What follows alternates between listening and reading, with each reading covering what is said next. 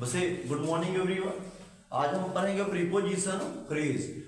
वैसे आप लोग प्रीपोजिशन पूरा पढ़ चुके होंगे, ऐसा कुछ बात नहीं है कि आज प्रीपोजिशन फ्रेज पढ़ने के लिए प्रीपोजिशन को समझना होगा कि प्रीपोजिशन कैसे होता है, आप फ्रेज में क्या होता है। प्रीपोजिशन फ्रेज पढ़ाया क्यों जाएगा, आप जानते हो कि कितना इंपॉर्टेंट आपके लिए होता है, बहुत इंपॉर्टेंट होता है।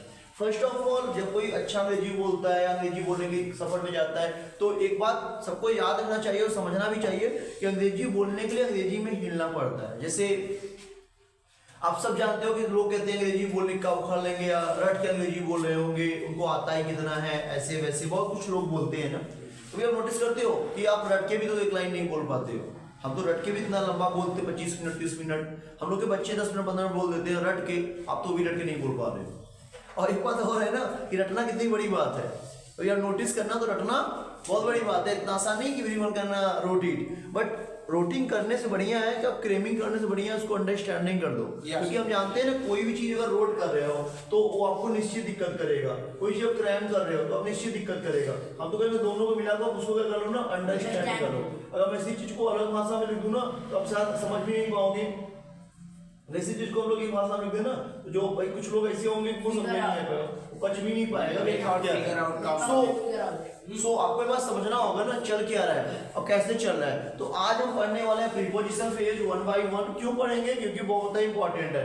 अब पहला यूज हमारा है फॉर वांट ऑफ। इसका हिंदी क्या होता है, क्या होता है, अच्छा जैसे हम लिखते हैं हिंदी को कि for want of, for want of, oh my God, for want of क्या होता है, फॉर वांट ऑफ। अब देखेंगे आप, फॉर वांट ऑफ का हिंदी होता है के अभाव में, लैक ऑफ, किसी चीज की कमी होने का। जैसे मैं बोलता हूँ आज आप लोग अंग्रेजी नहीं बोल पा रहे हो, अंग्रेजी के नॉलेज के अभाव में। हमने क्या बोल दिया कि नहीं बोल पा रहे हो, यू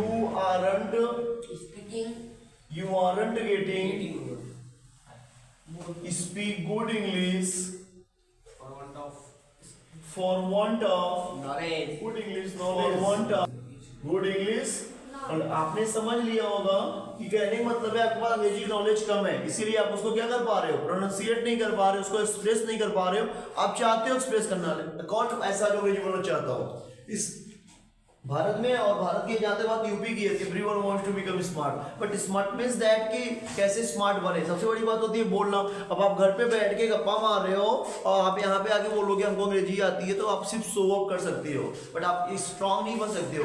क्यों, क्योंकि आपको पता नहीं है कैसे करना होगा। जैसे कुछ लोग बोलते हैं कि इंग्लिश बड़ी इजी सब्जेक्ट है, तो आपको जाओ पीजीटी में देखो, टीजीटी में देखो, तो इंग्लिश एक कुआं जैसा लगता है, क्योंकि वो खत्म ही नहीं जल्दी हो पाता है। तो अभी आपको पता ही नहीं है फॉरवर्ड ऑफ होता है लेक ऑफ, क्योंकि आपको एक भी नहीं पता है लेक ऑफ मतलब के अभाव में, पता नहीं आपको लेक ऑफ पता ही नहीं पता है, वो अलग बात है, हम लोग उसी क्लियर नहीं करेंगे।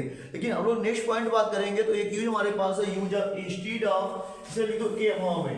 क्या हिंदी होगा, के अभाव में। अब नेक्स्ट पढ़ेंगे, पहला यूज ये हो गया, दूसरा हो जाएगा इंस्टीड ऑफ। क्या हो जाएगा, इंस्टीड ऑफ या इन लिeu। इससे हिंदी क्या होता है, के बजाय, क्या होता है, के बजाय। वैसे आप सब जानते हो, आप सब इतने पढ़े लिखे तो हो ही गया, समझ पाते हो कि इस चीज के बजाय उस चीज के बजाय कैसे क्या करना है। जैसे मैंने बोला कि मैं इस कोचिंग के बजाय कहीं नहीं पढ़ सकता हूँ, क्यों, क्योंकि ये कोचिंग जैसे पढ़ाती मेरी आदत हो गई इंग्लिश पढ़ने में। अब कोई मुझे इंग्लिश और पढ़ाता है तो मुझे समझ नहीं आता कहाँ पढ़ा रहा है, इसकी आदत क्या है, क्योंकि अब वो आपको अनाप शनाप बताता है। अब मेरी एक गति है, क्योंकि मैं वॉइस जान चुका हूँ, आप लोग वॉइस जान चुके हो, कॉस्ट्यूम जान चुके हो, लेट जान चुके हो, टेंस जान चुके हो, सारे कंडीशन जान चुके हो, कंडीशनल सेंटेंस जान, प्रीपोजिशन सब कुछ जान चुके हो। अब आपके पास अच्छी खासी इंग्लिश आ चुकी है। अब आपके पास आई क्या नहीं है, वो है फ्लुएंसी। फ्लुएंसी तब आएगी जब आप लगातार मेहनत करते रहोगे तब। लेकिन उसकी बात हम अलग कर लेंगे ना, पहले हम बात करते हैं कि बजाय का मीनिंग क्या हुआ। जैसे बोलता हूँ मैं राधा के बजाय किसी और लड़की से बात नहीं कर सकता, क्योंकि राधा एक अच्छी लड़की है। मैंने क्या बोला कि मैं राधा के बजाय, यानी I can't talk to anyone, I can't talk to anyone, मैं किसी से बात नहीं कर सकता। In lieu of, instead of, बताओ समझ में आया कि नहीं है?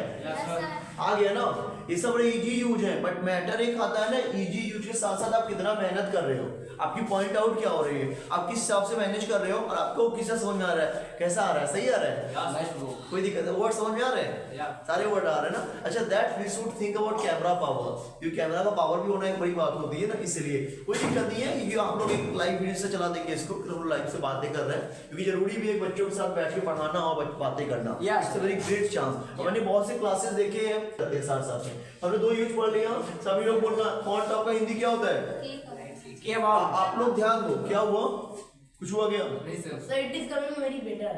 Right now, Yes, sir. अच्छा वेरी गुड। मैं आप पढ़ाई ध्यान दो, उस पे छोड़ जाता हूँ, मैं बोलता हूँ फॉर वन टॉप का हिंदी क्या होता है, फॉर वन का हिंदी क्या होता है, मैंने कि बोला, इसका हिंदी आप बोलिएगा, you are getting speech good for want of good English knowledge, इसका हिंदी क्या होगा कि अंग्रेजी आप अच्छी अंग्रेजी नहीं बोल पा रहे हो, अच्छी अंग्रेजी की जानकारी के अभाव में। मैंने नेक्स्ट पढ़ाया आपको यूज ऑफ इंस्टीड ऑफ और use of in lieu of, आपने देखा मैंने बोला I can't talk to anyone in lieu of Radha, Radha की शुरुआत से बात करूंगा। अच्छा, आज नेक्स्ट यूज हमारा है, उसका नाम है use of at the instance of, क्या है, use of at the instance of, देखो यहाँ दिख रहा है नहीं दिख रहा, नीचे दिख रहा है, कोई दिक्कत नहीं है ना, use of at the intense of, इसका हिंदी जानते हैं क्या होता है, ये सुझाव पे, ये परामर्श पर, ये सुझाव पर, ये सुझाव पर, जैसे आप जानते होगे मैंने बोला कि तुम स्पोकन क्यों ज्वाइन किए, तुमने बोला मेरे बड़े भैया ने मुझको सुझाव दिया था कि स्पीकिंग ज्वाइन कर लो, मैंने स्पीकिंग ज्वाइन कर भी लिया। अब तुम जानते हो इसमें दिक्कत क्या है, जैसे मैंने स्पीकिंग ज्वाइन किया, मुझे लगा कि 2-3 महीना पढ़ूंगा फिर आएगा तो ये नहीं, क्योंकि मेरा इंटरेस्ट था नहीं, लेकिन जब मैं ज्वाइन किया मुझे अंग्रेजी बोलने आ गया, अब मेरा इंटरेस्ट बढ़ गया, मुझे लगता है कि मैं एकदम अच्छा खासा सीख लूँ, क्योंकि धीरे धीरे तेज हो जाऊंगा तो मेरे भविष्य बन जाएगा। मैंने क्या बोला,